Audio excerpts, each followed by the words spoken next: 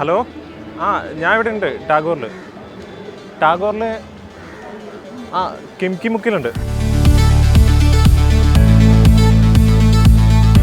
എന്തായിരിക്കും ഈ കടയ്ക്ക് കിംകി മുക്ക് എന്ന പേര് വന്നതെന്ന് അറിയാമോ? ഇല്ല.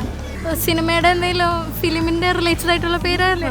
കേരളത്തിലെ കിംകി മുക്ക് ഇത്ര ആൾക്കാർക്ക് അറിയാത്ത പേരൊന്നുമല്ലല്ലോ. മറ്റേ ഒരു സോങ് അല്ലേ, ഒരു സോങ് ഇല്ലേ,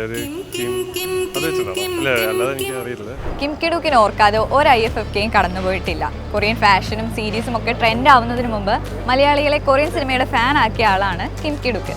ഇത്തവണത്തെ IFFKയിൽ കിംകി ഡുക്കിന്റെ ഓർമ്മയ്ക്ക് ഒരു കിംകി മുക്കുണ്ട്. നമ്മൾ ഇങ്ങനെ ഒരു ഷോപ്പിനൊരു പേര് വേണമെന്ന് ഇങ്ങനെ ആലോചന ഉണ്ടായിരുന്നു. അപ്പോൾ ഒരു ആശയം കൊണ്ടുവന്നാണ് ഫിലിം ഫെസ്റ്റിവലല്ലേ, അപ്പോൾ ഫിലിമുമായി ബന്ധപ്പെട്ടുള്ള ഒരു ആശയം കണ്ടെത്തി കൊണ്ടുവന്നത്. അങ്ങനെയാണ് കിംകി മുക്ക് എന്ന് പറഞ്ഞ് നമ്മുടെ ഒരു പേര് കണ്ടെത്തിയത്. കിംകി ഡുക്കിന്റെ ഫസ്റ്റ് മൂവിയുടെ മൂവീസൊക്കെ ഞാൻ ക്യൂ നിന്ന് കണ്ടിട്ടില്ല പണ്ട് വന്ന സമയത്തിന് 2015. ഇഷ്ടംപോലെ പടം കണ്ടിട്ടുണ്ട്. കാരണം 2022 ലൈഫൊക്കെ കിംകി ഡുക്കിനുള്ള ആദർശമായിട്ട് കുറേ പടം ഉണ്ടായിരുന്നു. ഇപ്പോൾ ഇവിടെ വന്നപ്പോഴും ആദ്യം ഈ ബോർഡ് കണ്ടപ്പോഴും ആദ്യം ശ്രദ്ധിച്ച അതാണ്. എല്ലാവരും ചോദിക്കാറുണ്ട്, എല്ലാവർക്കും ഇഷ്ടപ്പെട്ടു പേര്.